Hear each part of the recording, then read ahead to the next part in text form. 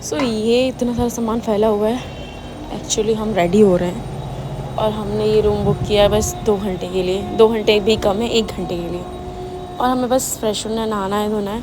तो हम फटाफट जल्दी जल्दी कर रहे हैं, नहा धो के रेडी हो रहे हैं, क्योंकि हमें जाना है दर्शन करने पशुपतिनाथ। और गाइस प्लान बना रहे थे, प्लान बन ही नहीं रहा था, बना रहे थे बन ही नहीं रहा था। कैसे कैसे प्लान बना हमारा, तो जल्दी जल्दी तैयार हुए। लेकिन समझ में नहीं आता पहले करें क्या हम।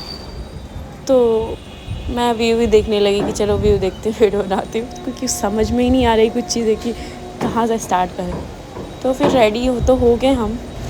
और टाइम बहुत कम था, क्योंकि हमारी बस आने वाली थी 6:30 बजे। 6:30 बजे की कोई बस थी पोखरा के लिए, और बज रहे थे 6।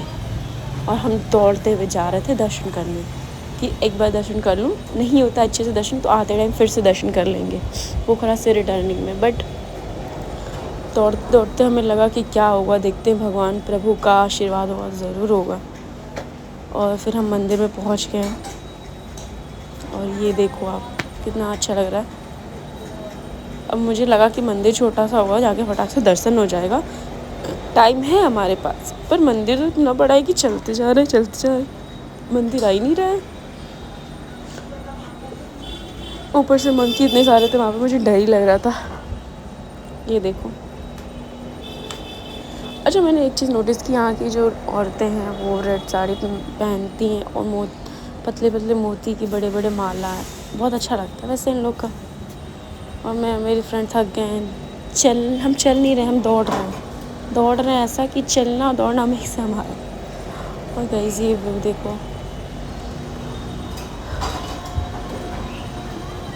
यहाँ पे लोग रुद्राक्ष का माला चढ़ा रहे थे प्रभु को। और मुझे नहीं पता था कि यहाँ का रुद्राक्ष का माला फेमस है, नहीं तो मैं बहुत सारा लेकर आती। जब मैं घर आ गई तो मुझे लोगों ने कहा कि रुद्राक्ष का माला नहीं लाई हो। पहले बताना चाहिए था यार। लोग भी गजब है, मेरे घर वाले, आसपास के लोग, मतलब रिलेशन वाले भी कहते हैं, मतलब बाद में कहते हैं यार, पहले बताते तो लेके भी आते, आने के बाद कौन बताता है, हद है।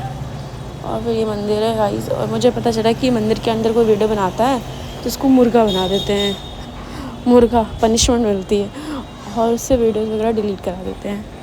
पर मैंने मंदिर के ज़्यादा अंदर वीडियो नहीं बनाई, बाहर तक ही बनाई है, तो अब देखना बाहर तक वीडियो, ठीक है। और जल्दी जल्दी लेट हो रहा था ऑलरेडी हमें।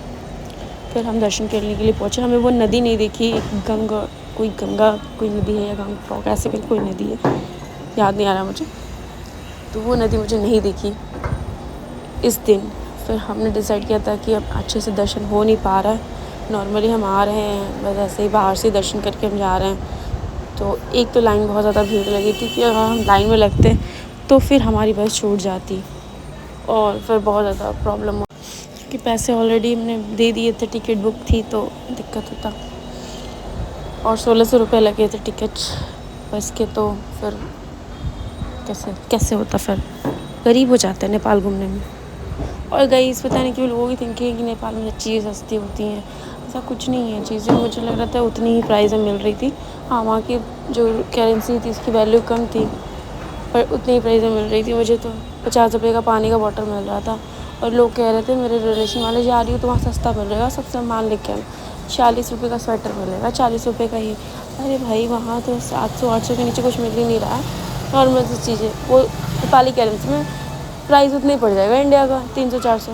अगर आप नॉर्मल चीज़ें ले रहे हो, कपड़े भी ले रहे हो, तो 500 के नीचे सेल ही नहीं लगती वहाँ पे। मान के चलो वही 200-300 की सेल, तो उतना ही है गाइस। अगर आपके दिमाग में ये बैठाया है किसी कीड़े ने बैठा दिया है कि नहीं प्राइस कम है, तो नहीं, ऐसा कुछ नहीं है। हाँ, वैल्यू कम है मनी की, बट प्राइस सेम है, क्योंकि वो लोग इंडिया से लेके जाते हैं या जहाँ से भी लेके आते हैं, टैक्स तो देते हैं ना, तो वो प्राइस कम क्यों करेंगे। समझ में आया।